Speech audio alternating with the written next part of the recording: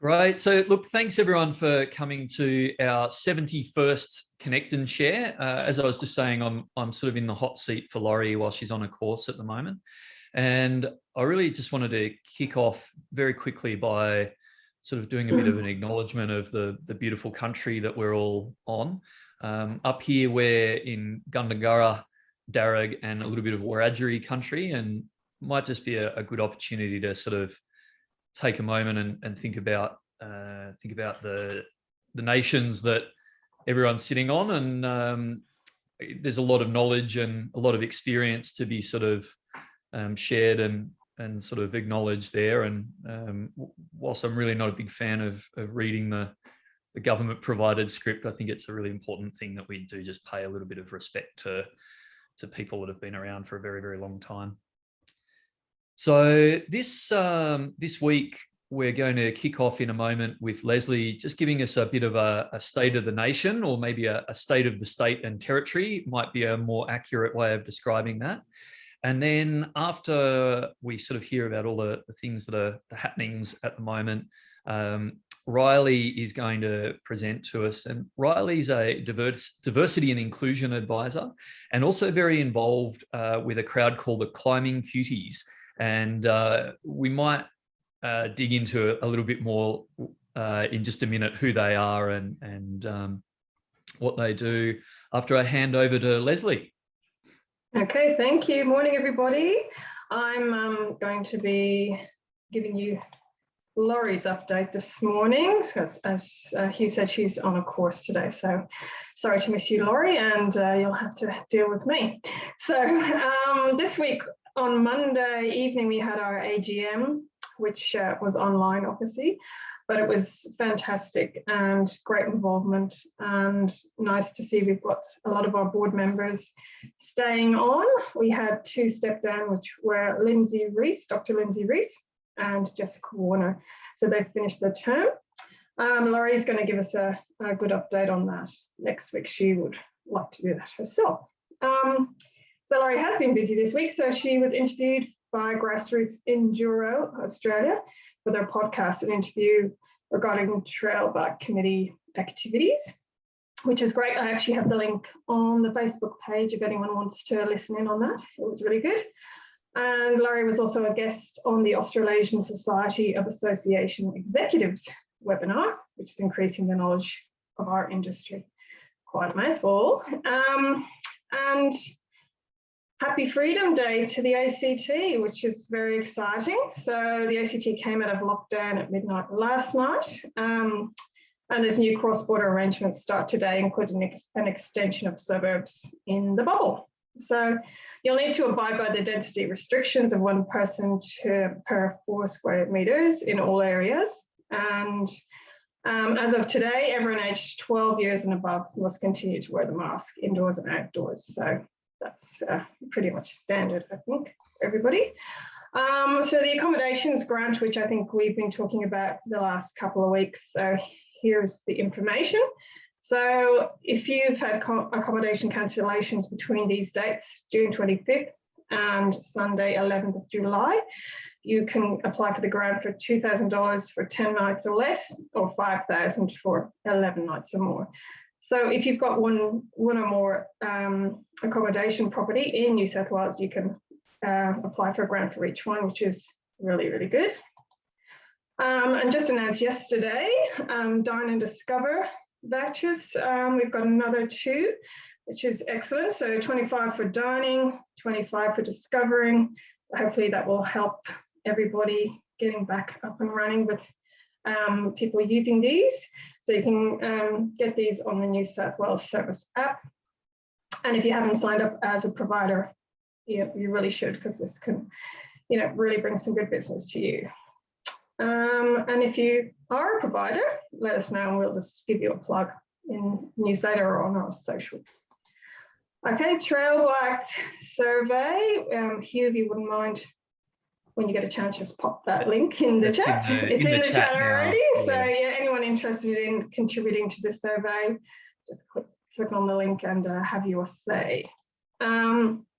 Our friends at Take 3 for the Sea, who we've had on a couple of Connect and Shares now, we really really like what these guys do. So they've got a survey out at the moment too. So Hugh's popped that in the chat. Thanks, Hugh. So if you wouldn't mind, if you're interested in this survey, just jumping on and giving them some support and what you think there. And then careers in the outdoors. So it's the Outdoor Industry Information Webinar, which is coming up soon on the 4th of November, 7 to 8 o'clock. So hopefully you'll be home for that and be able to jump on. So it's going to be hosted by New South Wales Government and run in partnership with Study, Work, Grow. There are 4 guest speakers, which Laurie has said she'd like to announce in the newsletter, which will go out later today. So when you get the newsletter, just have a look at that if you're keen on attending this webinar. And then work in the outdoors, so keeps informed. We've got Facebook, Instagram, YouTube, LinkedIn, Twitter, where we put everything up, obviously, to our newsletters. But if there's anything you'd like us to plug for you, to push out to our members or to our base, just let us know and we'll happy to plug for you. And then if anyone hasn't seen the Ticker News interview that Laurie did last week, again, that's up on our platforms all over the place, so you can check that out too. That was really, really good. And then a serious reminder, which Laurie's asked me to share today. I think there has been a couple of incidents since people have gone back to work. So you've got to get back. You must operate to your capacity, refamiliarise your staff with your policies and procedures, and you must review your practice and ensure COVID compliance, because at the moment we are in a vulnerable position because we've been out of practice and out of work for a while. So really important to just get on top of everything before you go out there and start working again. Certainly, this is something when I spoke with our insurers yesterday that they're hyper aware of at the moment.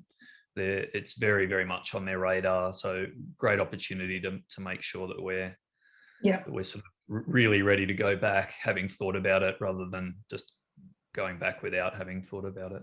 Exactly. So yeah, thank you. And then, as some of you may have seen this morning, I just saw it on Instagram, that regional travel can now resume from the 1st of November. I know we've all been waiting to hear when that will happen. I'm in the Southern Highlands, so I can't travel, and we can't have any visitors here at the moment, which is it's hard, I guess, in some respects, but good to see we've got a date ready to roll. So, and Laurie will provide a little more information around that if you need it in the newsletter today. And camps. So again, more in the newsletter, but Laurie would like to encourage everybody to just talk to their local members, just to see what they can do to help and just start making some noise to try and get things moving for us, because at the moment we don't really have a clear picture. So yeah, get onto everything and start talking to everyone when you can. Okay, and then here are the links from today. Sorry, there's a big dump of them, but if you're interested in learning more about the roadmap, education advice, PHOS legislation, the ACT roadmap, and the grant tapering for New South Wales, you can now click on those links that Hugh has provided. And here's a quick update on the grants. So you may or may not already know this, but New South Wales JobSaver payments will end on the 30th of November. So they are currently 40%, and they will wind down to 15% to $375 a fortnight. So new accommodation grant, as we've just said, 2 to 5K from July holidays, and the ACT business grants are closed at the moment. So there are some federal grants. Automatic payments will stop when 70% of people 16 years or older in your state or territory are fully vaccinated with the 2 doses. And if you're still affected by movement restrictions, you'll need to reapply for the payment each week, so we know you'll remain eligible when only 80% of people 16 years or over in your state or territory are fully vaccinated with 2 doses, your COVID disaster payment will reduce over 2 weeks. So you'll again need to reapply for that payment each week. So COVID-19 disaster payments will be week 1, $450 if you've lost more than 8 hours of full work, $100 if you've lost more than 8 hours of full work, full day of work. And if you're getting an eligible Centrelink or DVA payment, week 2, $320 payment if you lost more than 8 hours of full day of work, or no payment if you're getting an eligible Centrelink or DVA payment. And after this period, the payment won't be available, unfortunately, in your area. And then events. So today we've got Riley from Cuties, as she's going to talk to us later. We've got the 22nd of October, website success. Friday the 30th, We Are Explorers. 4th of November, Careers in the Outdoors, which is the evening one. The 5th, Defence in the Outdoors. And then we've got our little Connect and Share Christmas party coming up. So I can't believe it's almost Christmas, which is just unbelievable. We're there already. And over to you, Hugh, to introduce Riley. Right. So I met Riley through my work at the Blue Mountains Climbing School, and Riley sort of, amongst others, but has been the person that I've been dealing with a lot from Climbing Cuties, and they're an LGBTQ plus social and climbing community, and also advocacy group. And I think at that, I might just turn it over to you, Riley, to speak with a great deal more knowledge than I have. Thank you. I will share my screen, so I might just take over if that's okay. I've got a little. Yeah. Well, and while Riley's doing that, if anybody has questions, throw them in the chat, and I can sort of relay those and just be a bit of an intermediary, if that's helpful. Great, thank you. Yeah, I can probably see the chat, but let me know if you want me to answer a question as I'm going along. You can just turn yourself off mute and jump in as well. That's so fine, but I'll hopefully try and speak quickly so we have time for a bit of a conversation. So my name's Riley. I use they, them pronouns, and I'm the president of Climbing Cuties and one of the co-founders. We have been running for about 4 years, but before I do that, I do want to acknowledge that I am climbing and working and living on the lands of the Wodjabuluk people. So I'm living in Nadimak here near Durite and Arapalis. I'm on stolen land and land that was never ceded, and I'd like to acknowledge any Aboriginal and Torres Strait Islander people here with us today and pay my respects to elders past and present. So that's been said, and now I'd like to introduce you to Climbing Cuties. So we've been running since about early 2018. We started up as a little meetup group, and we've rapidly grown since. So we now have over 500 paying members. They're all across Australia, and we currently have a presence in Victoria, Queensland, New South Wales, and South Australia, and hopefully soon in Tassie and ACT, but that's work in progress at the moment. We run programs, events, clinics, campaigns, and we support other climbing organisations and other outdoors businesses with their inclusion strategies. So one of the most common questions I get asked from people is, why do we exist and why do we need to exist?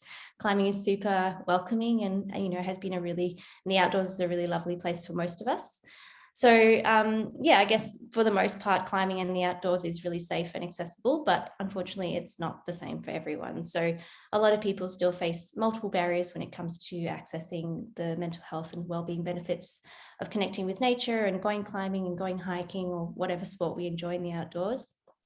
And so I guess I wanted to share a bit of an example of how I got into climbing. It was about 6 years ago. I was struggling a little bit with my mental health and my physical health as well. And I'd been rejected from my family because I'd just come out to them. They decided to stop talking to me, but they live in WA, so a bit of a distance away. I didn't have a reliable source of income. I felt really lonely at the time. I didn't really have a sense of community.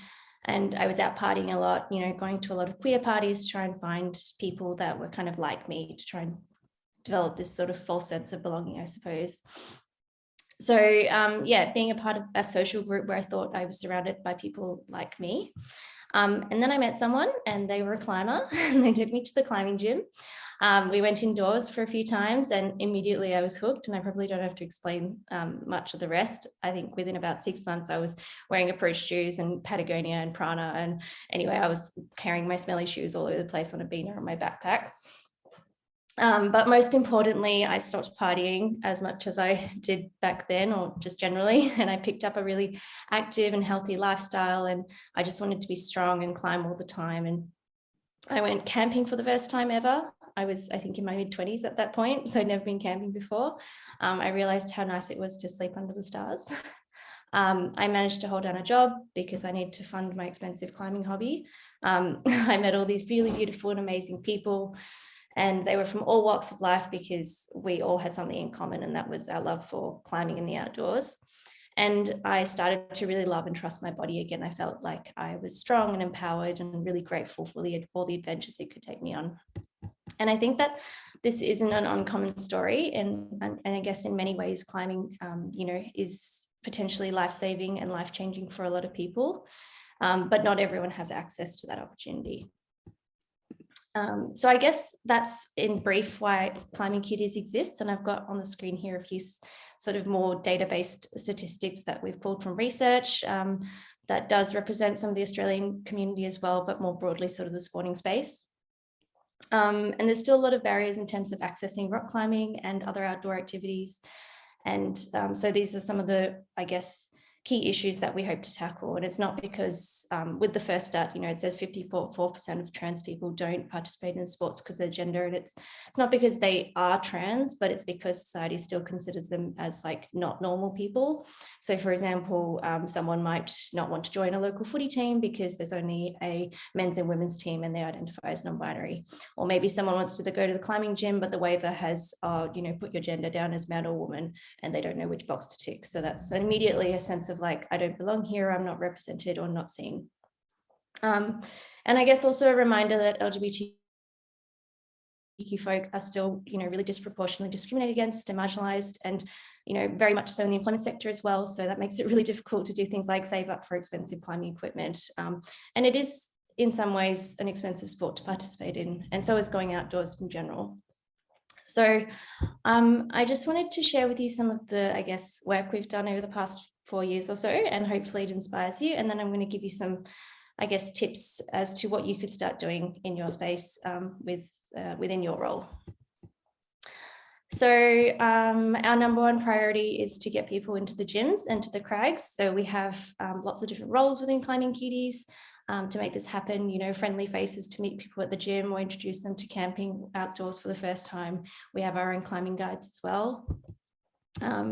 We have appointed ambassadors within our community. So these are out role models that participate at events, they lead workshops, and they speak on behalf of our club in the wider climbing community.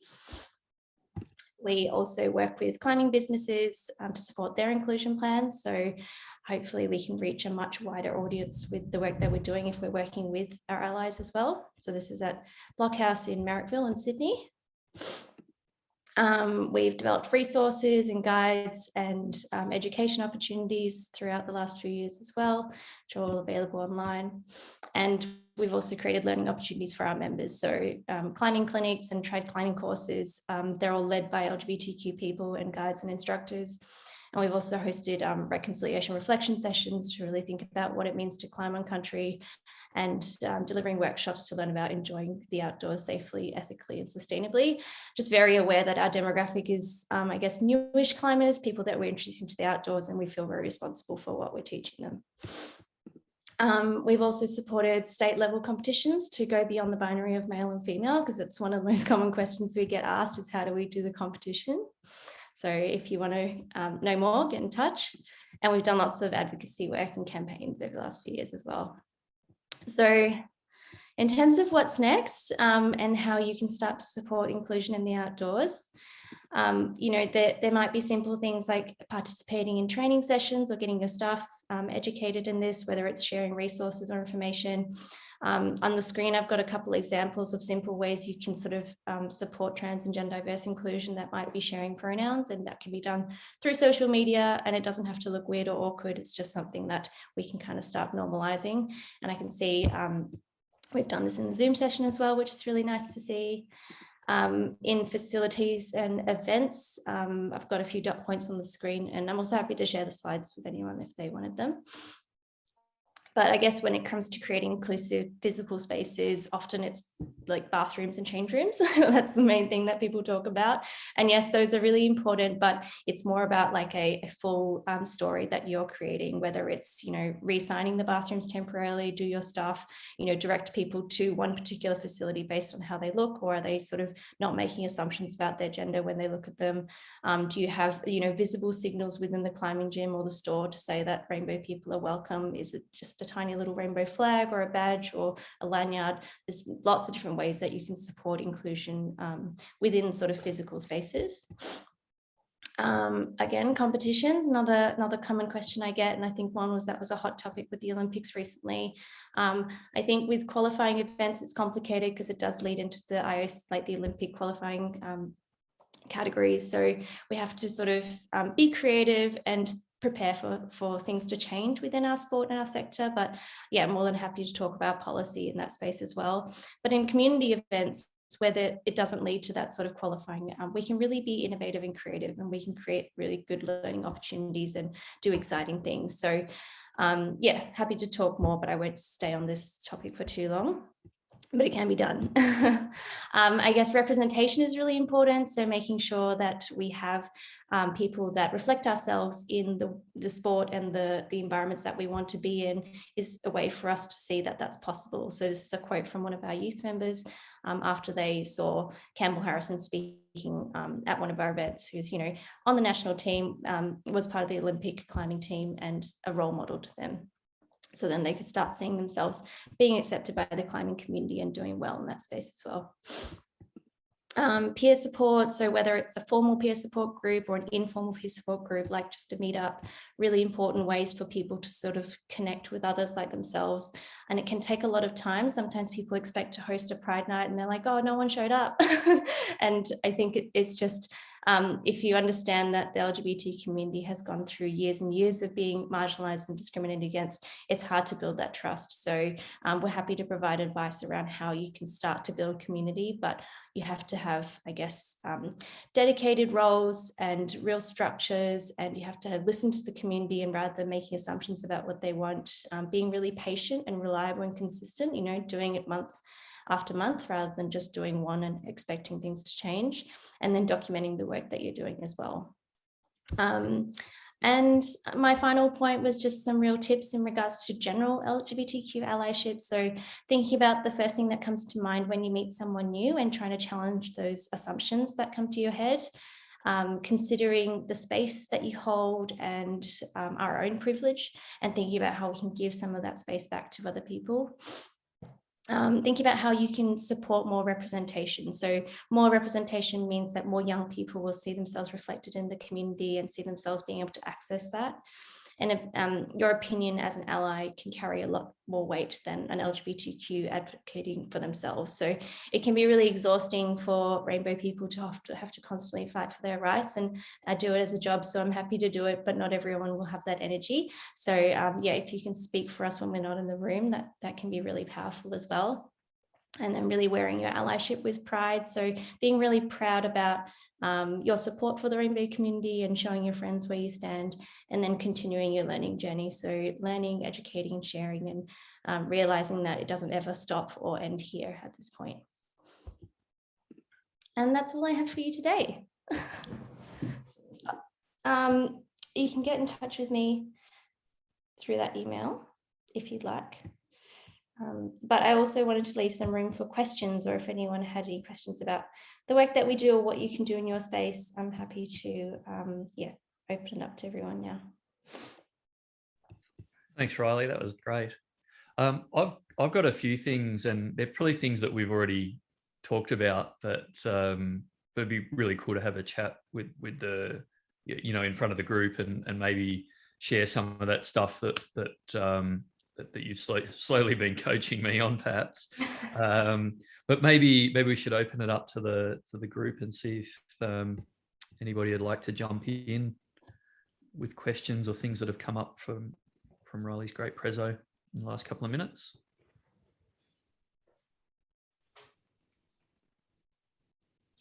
Maybe what people are having. I can say something just so that I always do. Yeah.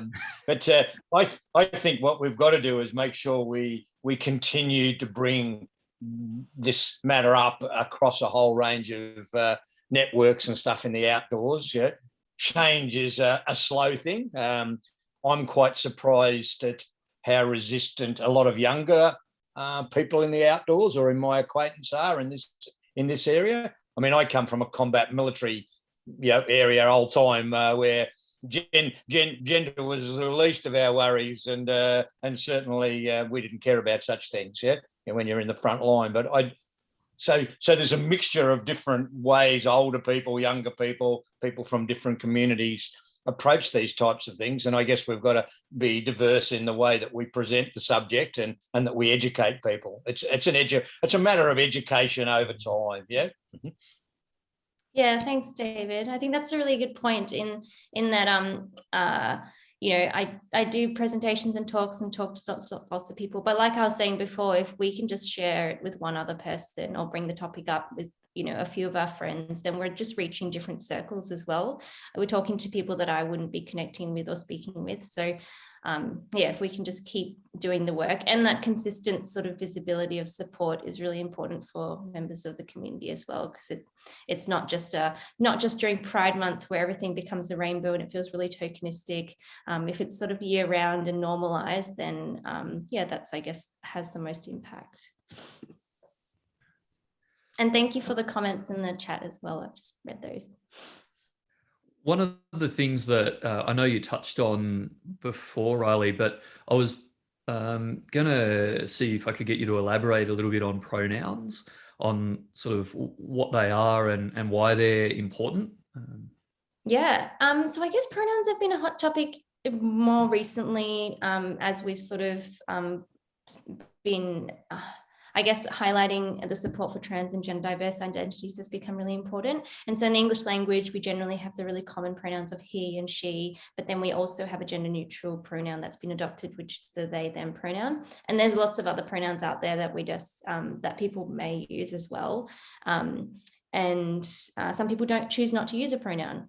But I guess, the most important thing is just respecting each person's decision in regards to how they want to identify themselves. If they choose to use a they, them pronoun, then, trying our best to use that. A simple way to get used to using that pronoun is to practice, but if it feels like it doesn't feel natural, then you can also just replace that person's pronoun with their name. I know in English it sounds really weird to just say someone's name over and over and over again in a sentence, but it's much easier to just do that. And we also already use the they, them pronoun. If someone's left their wallet at a cafe and they walked out, you didn't see what they looked like, you'd probably go to the staff member and say, oh, someone left their wallet on the table. And it's just an organic way of speaking, because we don't know, we haven't made an association on how they present themselves and what gender they might be. So I think we forget that as well, that it's already part of our regular vocab, but we've been taught to make direct assumptions about people's pronouns and how they look. So pronouns are a really great way to signal inclusion to the trans and gender diverse community, and a really simple way to do that. I just remind everyone that we try not make it compulsory. That's just to recognize that there's people that might be going through a process of questioning their gender or affirming their gender, and it can be kind of uncomfortable to be forced to share something, or maybe they're sort of in the process of changing that pronoun as well. So always make it optional, and if I can role model it and no one else is comfortable sharing, that, so fine as well. I would never go up to someone and say, oh, what's your pronoun? I would always say, hey, my name's Riley, my pronouns are they, them, and they might see that as an invitation to share. One of the places I've been noticing it, and certainly I've tried to adopt it, is on email signatures. so that it can just become normalized at the end of every communication, which is quite a cool way of including them. Yeah.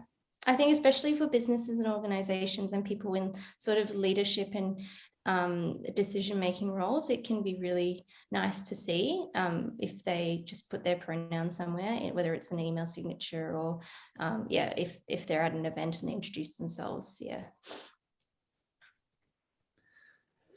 So we know from past experience that Dave and I'll continue to bombard you with questions for probably the next 2 hours. But don't let Dave and I talk over the top of you, everyone else. If anyone's interested, sing out. Because I've got a list of stuff that I'm really keen to know more about and keen for everyone else to know more about. Yeah, we'll keep going, Hugh. Yeah, well, So. one of the,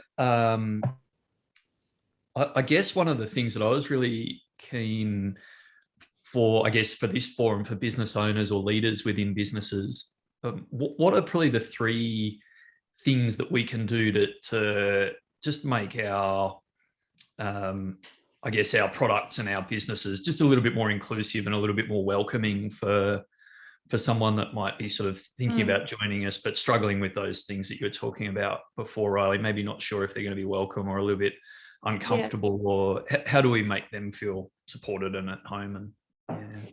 And I think that there's those things that I went through before in regards to what you can do to physical spaces or give your staff training and put a rainbow flag at the door. But those things don't hold much weight if it's not sort of embedded within the business as a value, I suppose. And so my advice to people who own businesses and thinking about going down this journey would be to talk with community and sort of put in place a strategy or an action plan over the next 6 months to a year as to how you're going to start inviting members of the community in.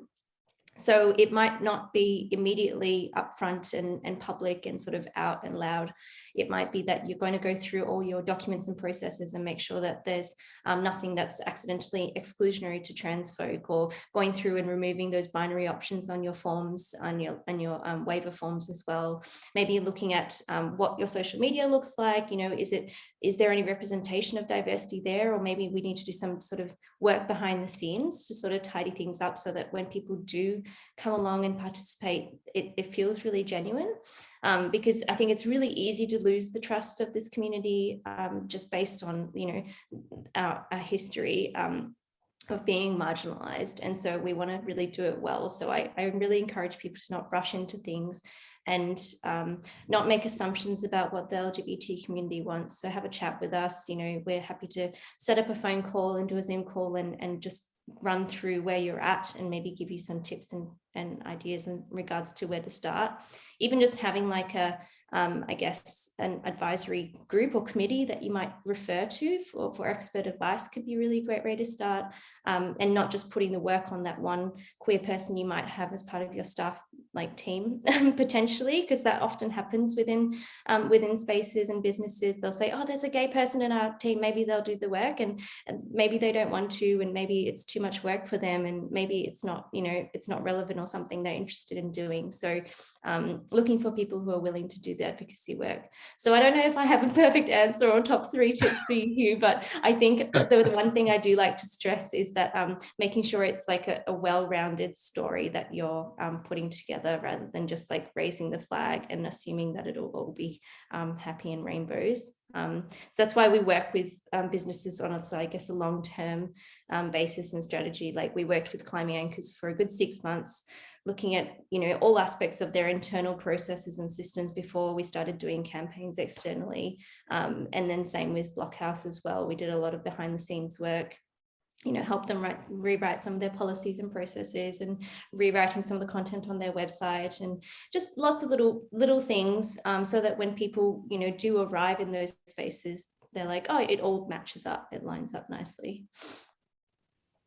So some of the stuff that this may be, this is probably old hat to Riley, but some of the stuff that other people in the group might be really interested in, that sort of come up at the climbing school, we've thought actually we probably need to do a little bit better in these areas. As waivers, as Riley sort of said before, I think we'd sort of inherited this thing and we're asking for gender. And when we sat down and said, why are we asking? It's actually not, if there's an accident, it's not, we're not medically qualified enough for it to make any sort of difference. And it's just potentially upsetting people for no benefit. So that's something we've changed. And certainly labeling of, we've only got one toilet anyway, so it really doesn't, so our automated booking thing, again, for some reason there was a gender thing that we've kind of moved on from there. And one of the things that we're framing or trying to frame slightly differently is clothing sizes.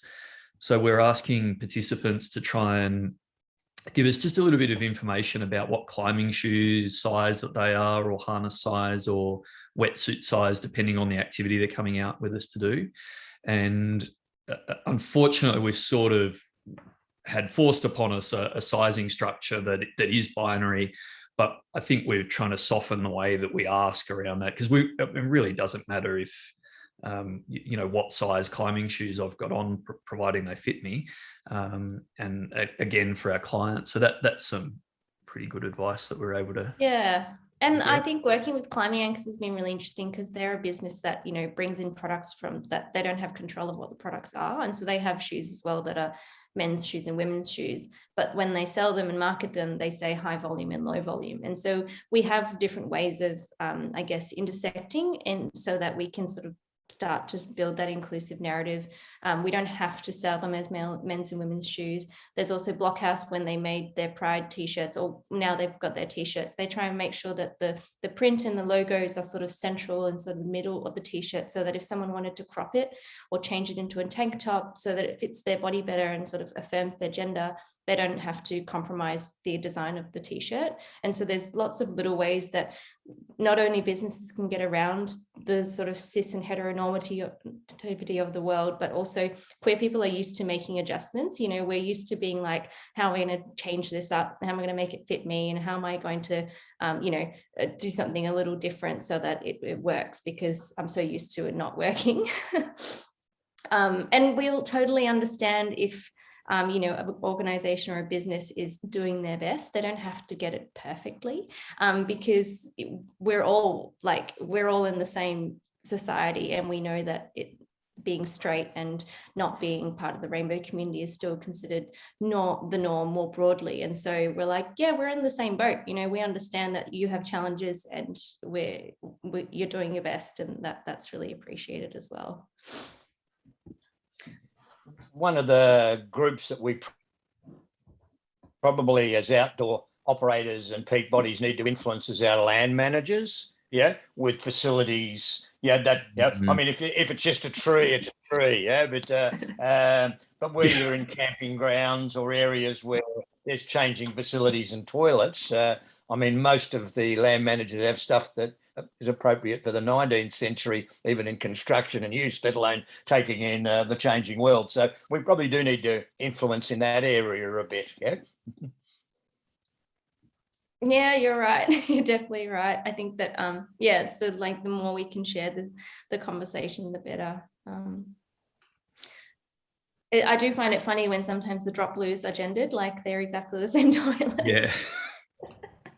If there's a urinal, sure, sign it as a urinal, but but if you go, say, to Falls Creek, many of the smaller cafes and restaurants in the snowfields don't have gender-specific toilets. Mm-hmm. Yeah, they don't have room, so you have wander in a waiting area and cubicles. You've probably got a wheelchair one, although some of them are not quite sure how you get down the stairs. So there are options already people are using because they're forced to by space that just need to be moved out into more broadly in that particular area. Yeah. Riley, it's always a little bit of a difficult one, and it sometimes makes me feel a bit uncomfortable, which is probably good because it makes me question the way I'm doing things and hopefully make positive change. But I heard you speak before once about microaggressions, and I wondered if you might elaborate a little bit on that subject. Yeah.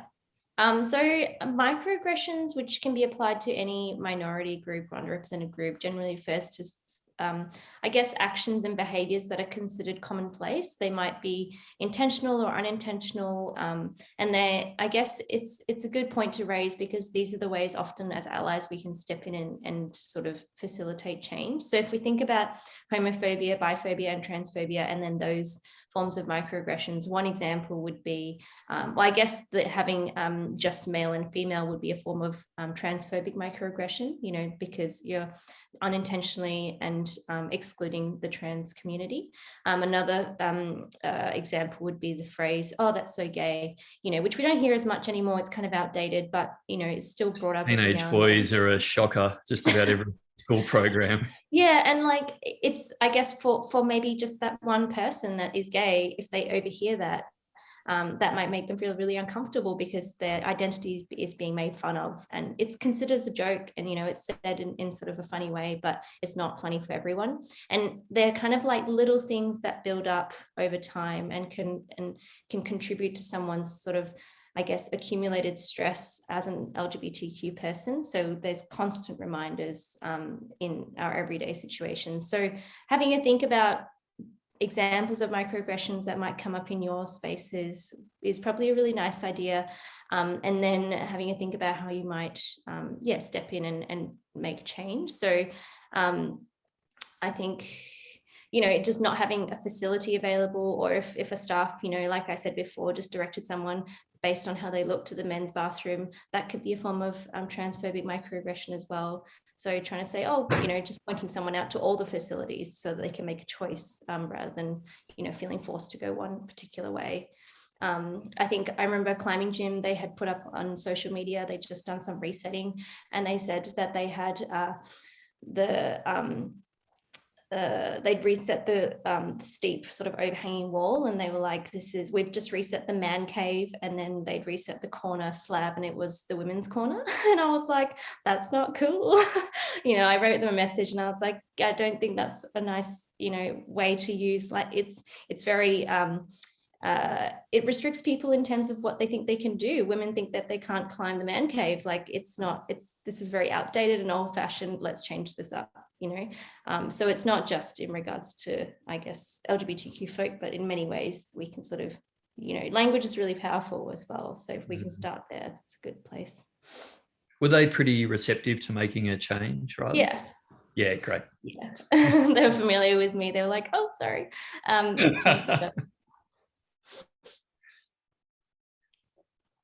are we going? And I think that's the thing. It's often, you know, unintentional or just something we've been conditioned to think. So it's never, I would never go and get mad at someone or angry at someone. I just maybe recommend a different idea or a concept to ask them to rethink it.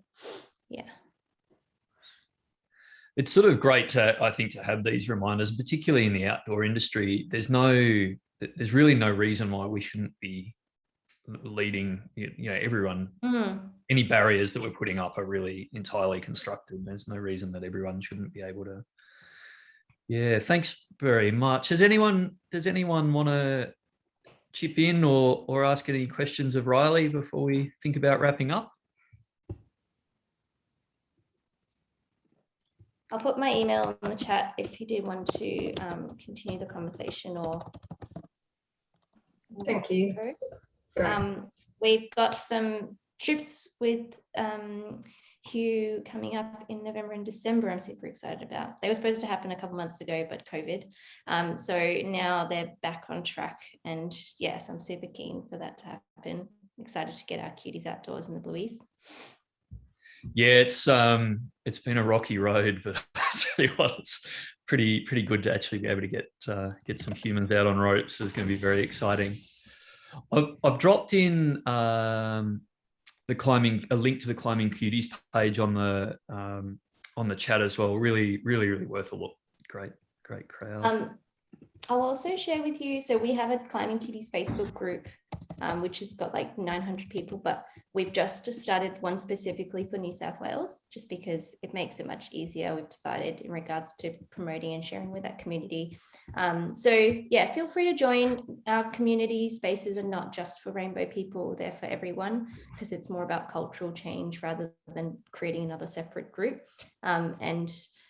You know, not everyone is out about their identity, so we create spaces for people that are more private as well, and also people might be going through that sort of questioning phase. And there's a lot of people that present in straight relationships that are, you know, bisexual or pansexual, so I think it's important to be all inclusive. So yeah, feel free to join in if you want to see what's happening and just be a part of the community in that way as well, or you can share the link around as well. Fabulous, thanks Riley. And I think everyone's pretty looking at that chat, I think everyone's been pretty riveted for this morning, so that's great.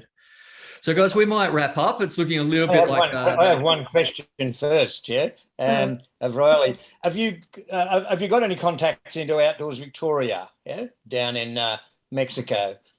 Yeah, we do, yeah. Okay, good. Well, thank you. Any way I can help in working with Andrew and his team, just give us a hoy. Yeah, awesome. Thanks so much. Well, we're here present. Hi Riley, I just texted you in the chat. So we are from Outdoors Victoria. So well, I didn't know actually it's referred to down Mexico or something. I'm actually from Mexico, and I was wondering why did you have that on your name, David? So that's funny actually. So I live in Australia's Mexico, so that's cool. Well, anyway, we would love to have you participating with us as well to, you know, raise awareness on this topic here in Victoria. So it would be fantastic. Thank you so much for today. It was great hearing all this, and, you know, definitely great advice from everyone in terms of how to incorporate all of this in the organizations and everything we do, you know. So thank you for this, Riley. This was fantastic.